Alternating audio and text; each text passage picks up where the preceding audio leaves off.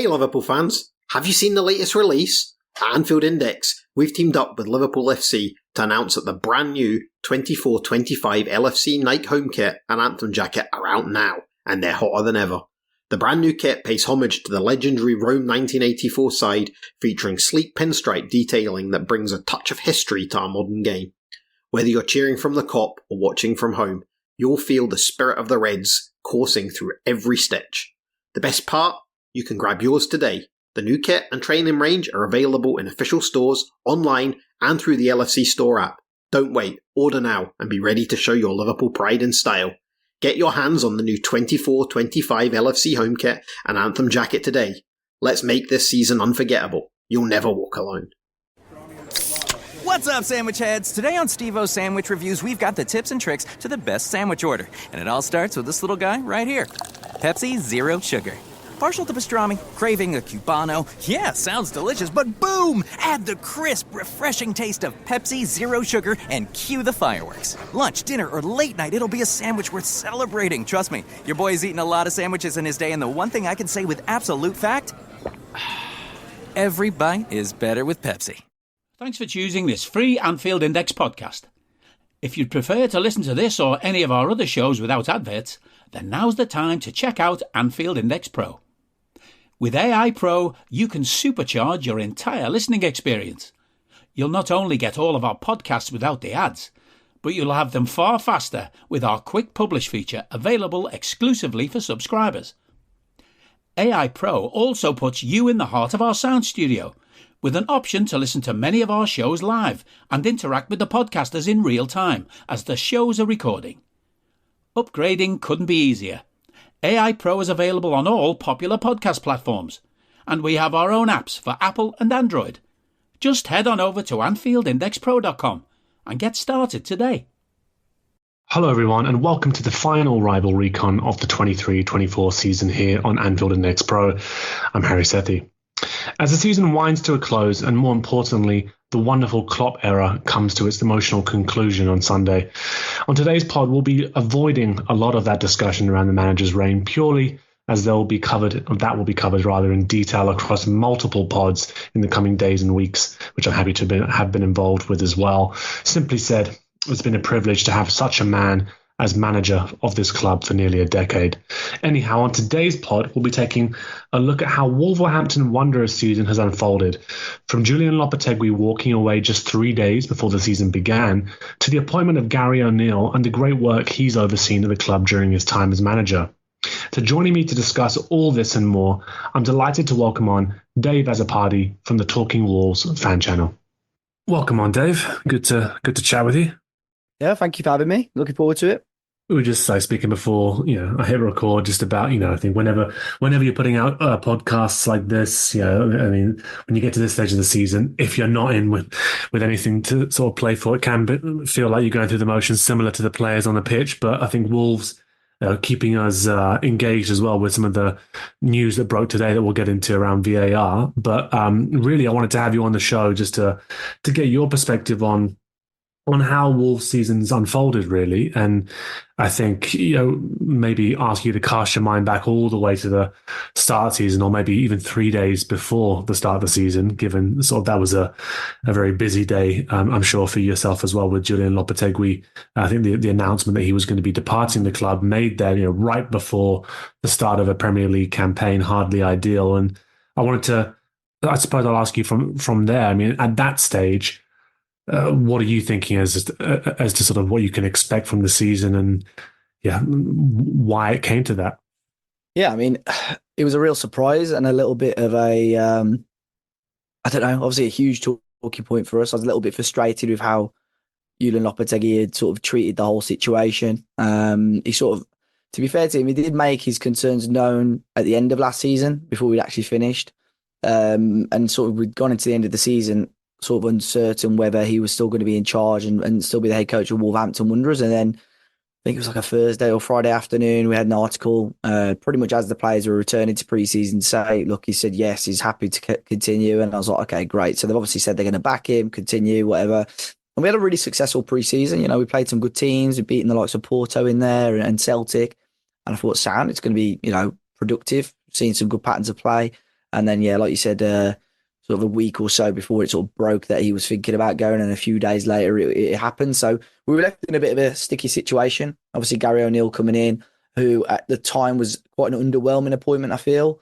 And I don't mean that in a disrespectful way to Gary. I think when you're going from Lopetegui, who had done to be fair to him, had done a good job for us, kept us in the Premier League, but also, a Europa League winner, a managed national team level and managed Real Madrid, to somebody who, in Gary O'Neill, had only managed in Bournemouth for less than a season. I think it was a bit of a step down, but at the end, I think all Wolves fans knew the situation that we were left with and sort of backed him. And although there were teething problems, he kicked on really, and in my opinion, had quite a successful season considering the circumstances. But going back to the start of the season, I think not just Wolves fans, a lot of neutral fans thought this is going to be a long season for Wolves, and even a lot of neutral fans, when you see the podcasts or the YouTube videos predicting the Premier League table, if Wolves weren't in their bottom three, they were certainly in and around that. So I was pretty grateful for how well we kicked on, and pretty much. I know we've been poor recently, but pretty much had Premier League survival secured for quite some time now, thankfully. Yeah.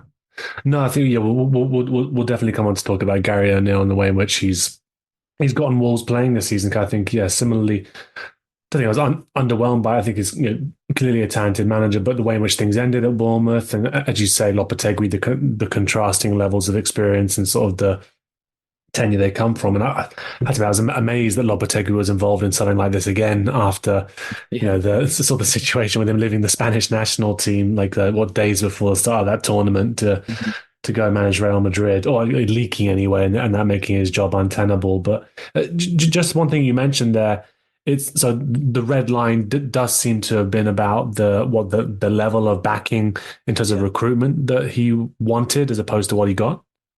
Yeah, I think so, or at least that's what he's made out, or his party have made out, sort of from his side. But I think even from the outside, I think there are a lot of Wolves fans that sort of take his word as gospel, and sort of flipped out at the board about that. But for me, the Wolves made no secret even 18 months ago that their model now was going to be to sort of be self-sustainable and almost a sell to buy process. And Wolves basically put themselves in a bit of a sticky situation, because when Lopetegui came in, he obviously said, I need this amount of money spent on me, and Wolves did. And last January we had a really good transfer window, backed him, but spent a lot of money in doing so. So they knew they had to be more sensible this summer, and I don't think Lopetegui necessarily liked it. I think he was expecting the same level of backing and so on that he got 6 months previous. So from his point of view, he wasn't happy that the deals weren't happening earlier. He said he wasn't happy with the squad before the season even ended last year. But Gary O'Neill's pretty much come in with even a smaller squad than Lopetegui had, and did a great job. So I think he'll regret it in that regard. But I've been told from people within the club that Lopetegui was told there will be signings. It's just going to be late in the window, because that's just how it works. That's how it's going to work with finances and so on. And clearly he didn't want to wait. But I suppose from his point of view, if you wanted a strong squad, there's no guarantee you're still going to get it at the end of the window. And I think that's what he was worried about, that he was going to trust Wolves and get to deadline day and no one had joined, and he's got this squad that he's not happy with. So I can see it from both parts. And I think the Wolves fan base was certainly split in who they were supporting on that front. But I sort of backed the club on it, and I'm sort of happy that I did, because both parties have gone their separate ways. And I wish Lopetegui the best at West Ham, but I'm very happy with the job that Gary O'Neill's done. Yeah, managers often wanting, the ideal scenario is that players come in nice and early at the start of the transfer window, can join in with pre-season, and then they're nice and or somewhat settled or aware of sort of their expectations on them by the time they kick a ball at the start of the Premier League season. Very often doesn't work that way. Just as you talked about there, just the way in which the dominoes fall with other transfers, and how that has a knock-on effect, obviously. I mean, focusing on those transfers in terms of, at the end of the window, I think there was there's a net profit of about 75 million euros. I mean, there's some big sales in there with the likes of Ruben Neves, of course, who'd really been a sort of cult hero. Matthias Nunez as well, who goes to City, largely to sit on the bench and win a league title. But yeah, he goes for 62 million. Nathan Collins is sold in there as well to Brentford. Connor Cody departs to Leicester. Raul Jimenez as well. I'm sure there's some others in there that I've forgotten. And then in terms of incomings, Matheus Cunha, obviously the biggest of those, £50 million from Atletico Madrid. I'll come on to talk about him as well. Bellegarde, Bueno, Boubacar Traore as well, I think, for a smaller fee, and Enzo Gonzalez, a winger from the Premier Division, I think, as well. Youngster 18 as well. Wanted to just ask you, I mean, let's put Lopetegui to a side and the fact that he made that decision. The appointment of Gary Neal was announced fairly soon after. What was it, like the 9th of August? I think Gary O'Neill was announced as well. So good to get that cleared up and sort of at least be sort of more stable on sort of who the manager is going to be. And someone who's happy to come and work with the squad as is. But just wanted to get your opinion on those outgoings, on the incomings, and then maybe we can move over to sort of what you saw as Gary O'Neill's sort of biggest challenges. Yeah, for sure. I think that obviously you mentioned the outgoings there. I think Ruben Neves was always a big one. He, like you mentioned, pretty much a cult hero, one of a fantastic player for Wolves, so good. And I think we're quite lucky that we had him as long as we did. But Wolves are aware they've been stung over the last few years. He was always linked with the move, wasn't he? Every time it was, Neves is going to depart. Well, we signed him for 15 million when we were in the Championship, which was a lot of money. And I think a lot of Wolves fans sort of said, let's just appreciate him whilst he's here. And, he's unbelievable in the Championship. We're half expecting him maybe to go that summer. And he was good in the Premier League, but had quite a slow start to life. But he was fantastic. And, I think we knew that Ruben was going to, as loyal as he had been to Wolves, he's going to have a lot of interest. Barcelona were pretty much the team that we all thought he'd go to, and because of their financial issues, just strung us along a little bit too long. And it was a real surprise at seeing him go to Saudi. It really escalated quite quickly, but ultimately for a player, I think he had maybe 12 months left, coming up to 12 months left on his deal, and sold him for like close to 30 million, which was a good piece of business. But that was really early in the window, and so was the Nathan Collins one. So I thought, well, sound, we've got a bit of money here to spend, and it took us a long while, and that's why fans started to get a bit frustrated. And I think that frustration sort of vented through towards Lopetegui as well, and he wasn't happy with things. And then in the end, we saw the dominoes fall into place when Nunes left, really, and that was an interesting one because he treated the club with total disrespect. Matheus Nunes, with how he left the club, refused to train. Literally, as soon as he found out City were interested, went to the locker room, took everything, and just left and didn't come back to Wolverhampton. At least the training ground. So, wow. That was obviously I know he's won a league title, but he's barely got a kick there this season, but that helped the sort of dominoes fall in place. Matheus Cunha was already a pre-arranged deal when Lopetegui was here, to be fair, but still a lot of money that Wolves had to sort of allow for, same as Boubacar Traore was a loan from the year before. And then we brought in players, Jean-Ric Bellegarde, Santiago Bueno, there was some Tommy Doyle has come in on loan as well. So from that sale of Nunes, really, we were able to strengthen the team and bring 3 or 4 players in. And I'm like half expecting the same sort of situation again this season.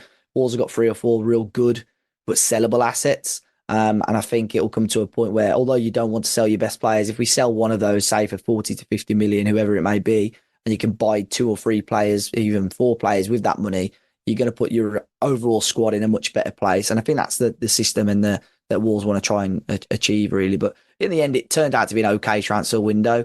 And I do think if Lopetegui stayed, he would have had a half-decent squad to work with. I don't want to think about it too much, but I would have been very intrigued to see which position we'd be in the table now with Lopetegui in charge. Of course, and then Gary O'Neill does come in as the manager, and I'll just ask you there, you think Lopetegui would have been pretty happy with that squad if he'd stayed around. Gary O'Neill, it is his squad to work with. What did you see as sort of the big challenges that he was going to have to tackle this season in terms of maybe like tactical approach, like particular areas of the pitch that needed more work than others? Yeah, I mean, it's always interesting for a manager as well. He had the same situation at Bournemouth, and this is why I think really next season I'm quite excited and at the very least intrigued to see how he does, because at Bournemouth he never had a pre-season. He was went straight into the job, sort of 4, 5, 6 games. I think after Liverpool smashed Bournemouth, I think it was, wasn't it? And then obviously at Wolves he didn't have a pre-season either. So I think, to be fair to Lopetegui, he got them in a really fit state. But Gary O'Neill had come into a team now where obviously in terms of morale and confidence it was like quite low because no one knew the situation really. And a team that really struggled to score goals as well. Last season under Nuno during COVID, we were abysmal in front of goal. Bruno Lage in his first season did an okay job, fell off a cliff massively towards the end of the season, but defensively fairly solid, but couldn't score goals. And even when Lopetegui took over, there were some good performances, but defensively really leaky and just not enough goals either. So the situation of Gary O'Neill was that obviously Jimenez had gone. He still had Fabio Silva and Sasha Kalajdzic at the time as strikers, but ended up going with Cunha. But he's got us firing some goals in. And again, our form has dropped off massively. But maybe a few weeks ago, it was the highest amount of goals that we'd scored at that point in the season in the modern Premier League. So, that's one element of the game which we've really impressed with. And we can back him with a proper striker next season. I really hope we can add to that as well. So, yeah, every challenge he's had, really, he's overcome quite well. He had a few issues, teething problems early doors with a system that obviously he wanted to implement. We then played Manchester City, and I think he thought, right, I've got to switch on here and pick a team the best way of winning. He switched to a back five. It worked absolutely perfectly. The game plan was unbelievable. It worked probably exactly how he would have wanted it to, and we've stuck with a back five ever since and not really looked back. So fair play to him. I think as a young manager, in any walk of life, really, you're walking into a job for the first time. It's going to take you a while to get used to things. You're going to learn on the job. And that's exactly what I've seen from Gary O'Neill predominantly this season. I don't need a VPN. I've got nothing to hide. This is what I used to tell myself before I hooked up with LibertyShield.com. Not only is my home internet now fully encrypted, but I can now access all the websites I want, whenever I want, and do so from absolutely anywhere. As a Liverpool fan, I love to know I can now watch every match, regardless of whether it's on UK TV or not. My Liberty Shield VPN makes sure nothing is blocked and guarantees me super fast streaming speed throughout that match. You can get connected right now with their software package, which includes a 48-hour no-obligation free trial and instant access to their apps for Apple, Android, Fire TV, PC, Mac, and Android TV. Or go a step further like I have and get one of their pre-configured VPN routers. These small but powerful devices allow you to easily connect every device in your home to VPN, making it the perfect solution for smart TVs, Mac boxes, and games consoles. Visit LibertyShield.com today and use coupon code AIVPN25 to get 25% off at checkout. And you mentioned there, I think that profligacy and attack, I think in previous seasons, it was the one, I suppose, the one of the most noticeable aspects of from the outside, looking at Wolves whenever I got a chance to see them, or when Wolves were playing Liverpool. Multiple games you'd watch where you thought, okay, we played really well here, like well set up, looked defensively pretty solid as well, like creating chances, getting to the final third, and then just nothing. There was no conviction, nobody there to take charge of that situation. Even this season as well, I thought there were games where I watched and thought, oh god, it's just if there was just a complete killer in that final third, Wolves would really have something here. Of course, as you mentioned, Gary O'Neill did find a way in which to get the goals flowing more than they had been, of course, and get some real great performances out of a number of key players. And I want to ask you who you think those key players came to be, really. I mean, there's some big names there we talked about. Well, when you're obviously coming in the transfer window and how his season's gone, I'm interested to hear your thoughts on. But who have really been those key figures for Wolves this season? You know what? Someone asked me earlier who the worst player has been at Wolves this season, and I can't really give you a bad player as such because that's such a small and restricted squad. Everyone has sort of contributed in different ways, to be honest. But Cunha's one. I think, again, this is another question I get asked: who's your favourite Wolves player? And I don't know if it's because I'm just getting a little bit older, or I don't really have a favourite. But to be fair, if I had to pick one, I think it's Cunha at the moment. I think just the passion he has for the game. He had a slow start to life at Wolves last year. Yeah. This is one especially now, which I'm sort of willing to give foreign players or players coming from abroad a little bit of time and not writing them off straight away. There's some young lads that, Enzo Gonzalez, who you mentioned earlier, who joined, he's had injuries and, never stepped foot out of Paraguay before he came to Wolves. He came to Wolverhampton on his own as an 18-year-old kid. And I thought, wow, so give him 12 months and next season, whether he stays in England or goes out on loan, I don't know. But Cunha's one. He's had 6 months now, had a full pre-season with us, really kicked on. I think he's got 20-plus goal contributions, so he's one for sure. Wang certainly contributed. He scored, a great number of goals again this season. But he's one of those players which just shies in games sometimes. Sometimes it's almost like you're playing with 10 men, but all of a sudden he pops up right place, right time. Famously referred to as that Korean guy, right? Wasn't it by Guardiola? That was one of my favorite moments of the season, to be honest. When he scored, I almost forgot about that, and then he scored. And that was brilliant. That was. We got some great social interaction off that, actually. To be fair, so, again, Neto's. Well, the interesting thing, obviously, the three players I mentioned there, Hwang, Cunha, and then Neto, I would class as our best front three, but we've not seen them start a game together since the end of October, just due to each of them having little injuries here and there. Even Hwang and Cunha have only just come back into the team. It's the first time they started together since the end of Jan. So the fact that we've scored the amount of goals that we have with such a, strange front three throughout the season is amazing to me. But Neto's fantastic, but the injuries are obviously the huge issue. I've got a feeling he'll be the one to go this summer, but it's which club takes a punt on him and takes how much that risk. Wolves will get for him. And then the other two main ones, and these are probably, in my opinion, other than Neto, the two most sellable assets, not that I'd want them to go, is Ryan Ait-Nouri, left wing back. I always think he has great games against Liverpool, to be fair, as well. I think the last couple of times we've lost to you is actually when he's had a great game, then gets substituted off. We've noticed, believe me, I think that he's definitely one that's appeared on, transfer lists or hey, he looks handy. Does he look handy, or actually, or does he always just have great games against us? No, I've always liked him when I've seen him actually. Yeah, technically, like on the ball, his flair in terms of his skill and confidence is phenomenal, but he backs that up with defensively as well. I think going forward, which you don't necessarily need from your left back, but going forward, he probably needs to improve that end product a little bit. But we've seen him popping up with some goals and so on as well. And then João Gomes has been fantastic, and this is the perfect sort of example. So just to quickly give you a background, not last January, the January before, we would have changed. We changed regimes in terms of director of football and so on.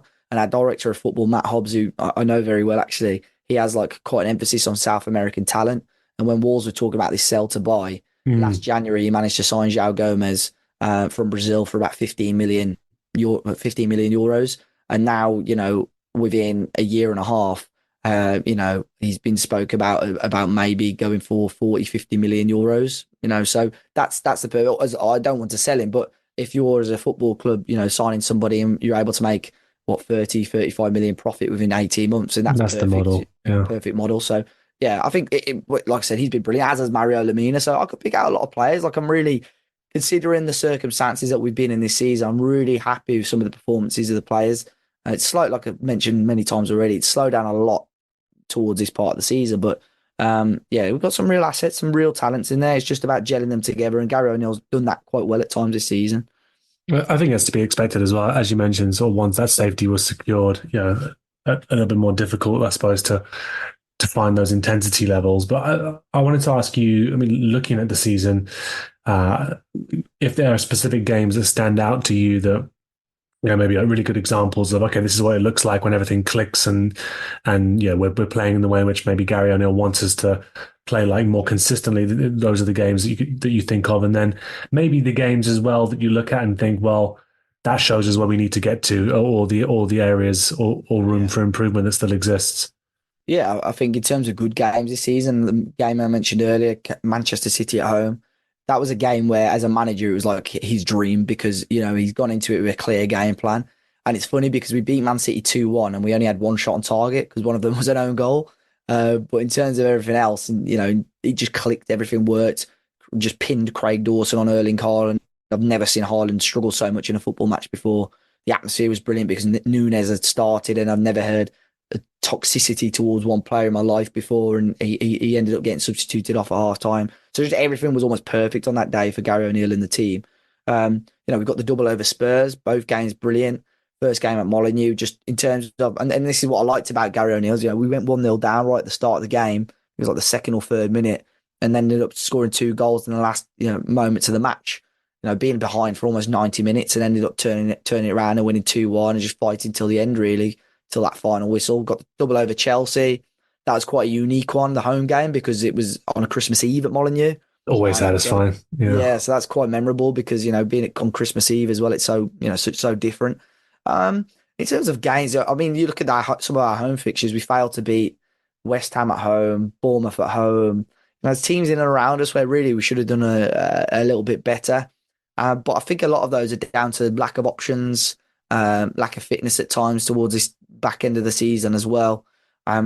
Even the Liverpool game's an interesting one at Molineux, because I thought first half we were absolutely phenomenal against you guys. And if I remember rightly, we were 1-0 up, I think, going into half time, or at least just after Yeah, it was climbing, wasn't it? Yeah. Yeah, and then which for some reason we just fell apart second half. So I think that's one of the issues as well, getting consistency across the 90s. But Gary O'Neill's a very clever guy, and I think the people that he's surrounded himself with I know it's a modern era football thing, but very analytical guys and people that know what they're doing. So I'm very confident now they've had a full season, they can focus on that in the pre-season. And look, football can change very quickly. You could want a manager could win 10 games in a row, but then lose 10 games and you want him sacked. So, but I'm confident next season that you get a full pre-season behind him, get a couple of players that suit the way that he wants to play. It could be quite an exciting time to be a Wolves fan next year. And in terms of games where, I think you mentioned there sort of like the kind of areas for improvement. I mean, one set of fixtures that stood out to me and probably eventually leads us on to the discussion about VAR are the two against Manchester United. The one at the start of the season, of course, where we saw Onana punch someone in the face, and it'd be deemed completely okay. I think was an early sighter of the sorts of decisions we were going to get from those implementing the technology, and then just that, of course, that gutting result against United at home with, I think, Kobbie Mainoo getting the winner like minutes after. It looked like Pedro Neto had secured the draw, and obviously Kilman right before that as well. That was really dramatic end to the game. A few games like that this season where but that, I think the United game, especially at home, just showed. I think we were like 3-1 down. We were completely awful that match, first half especially, and it's 3-1 down. Yeah, I know we conceded that last goal, but it just shows the fight that Gary O'Neill had that gives the players, and even in terms of team spirit, which I've not really spoke about. Under Nuno pre-COVID, the atmosphere and team spirit was unbelievable, and COVID really killed that for us. You could see Nuno fell out of love with, I don't know if it was the team or just football in general. And then Bruno Lage just never really got that back. I think his man management is really poor. And under Lopetegui, you saw it improve slightly, but I still think there was something underlying behind there, which the players didn't really take to. But under Gary O'Neill, I don't know if it's because as a player, he's not been out of the game that long, so probably relates to them more on a much more personal level. But you can see the team spirit, the fight, the desire is much better. And as fans, I think that's helped us a little bit more as well. Yeah, I think you need that coach who's able to engage with the fan base like that. It does look as though Gary O'Neill's forged that connection already. And I suppose, we were speaking about Man United, speaking about some of the incidents in those games. It's not just those games, of course, that has led Wolves to tabling the motion that they have, of course, which is around. I believe anyway. I've not read the details. Is about scrapping VAR for the upcoming season. Just give us a little bit more detail on sort of exactly what Wolves have proposed there, if it is that simple. And then just love to hear your view on, of course, the way in which Wolves were impacted by VAR this season, and I guess your thoughts on VAR and whether it has a future, or in what sort of incarnation would you like it to exist, or would you prefer it to be scrapped?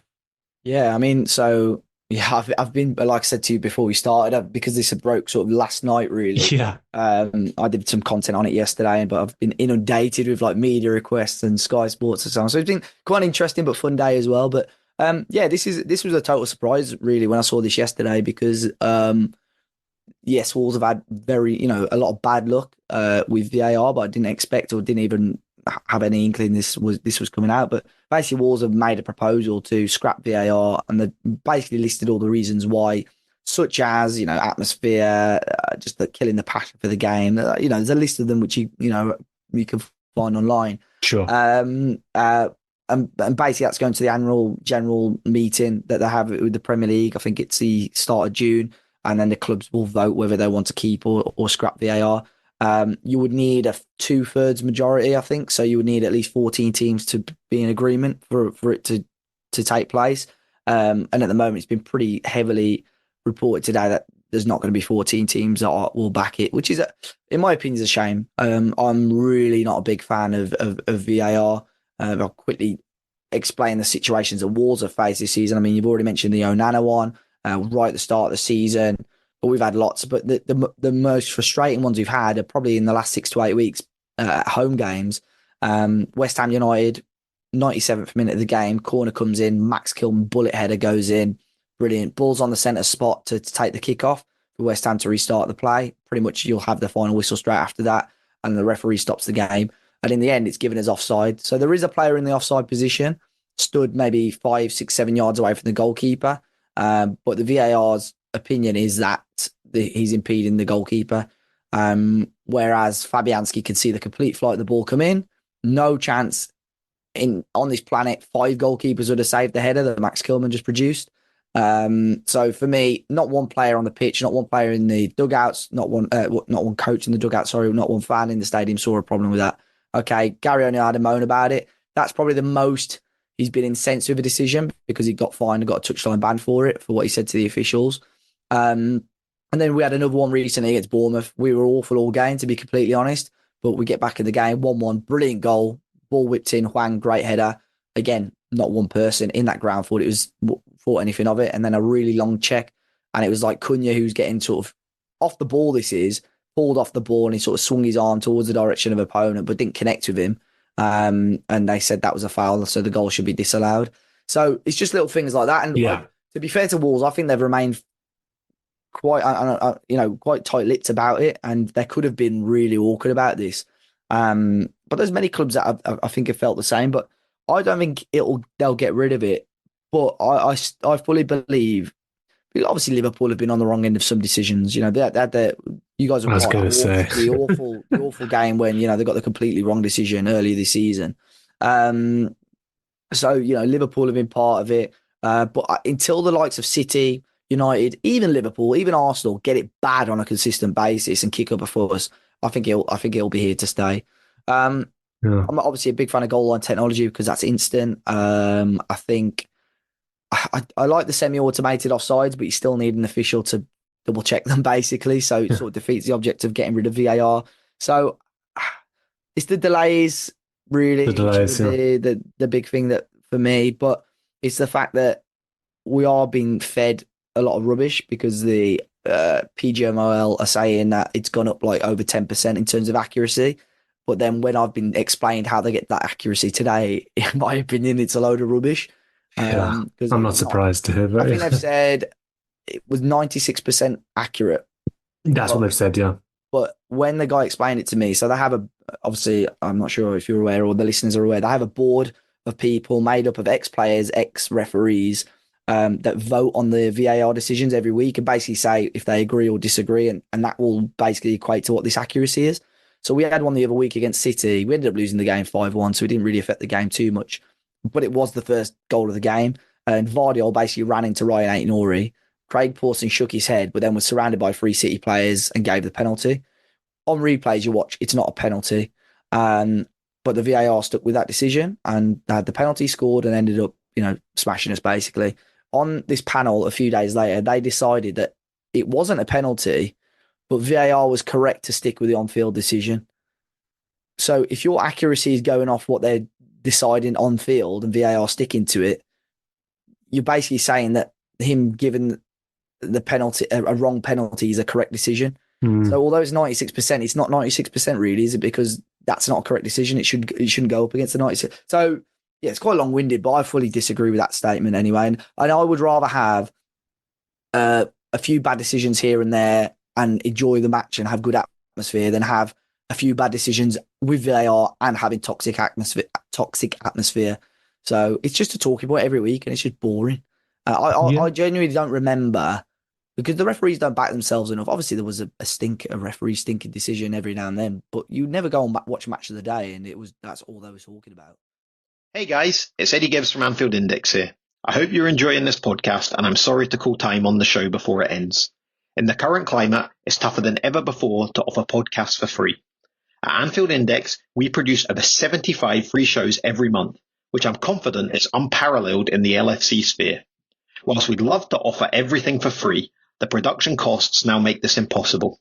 That said, we don't want to follow the model of other channels and lock all of our content behind a paywall. So what we've decided to do is to continue offering every show for free, but cut that offering to 30 minutes on our longer shows. So to get all of our shows in full and enjoy the best of everything we have to offer, we really hope you'll consider supporting the channel and signing up at AnfieldIndexPro.com. For about the price of 1 cup of coffee, you'll get every podcast in full with 0 ads. You'll also get access to our LFC VIP community, where you can enjoy live podcasts, engage with our podcasters, and chat with other Reds in real time. So that website again, AnfieldIndexPro.com. Join today. Sports Social Podcast Network.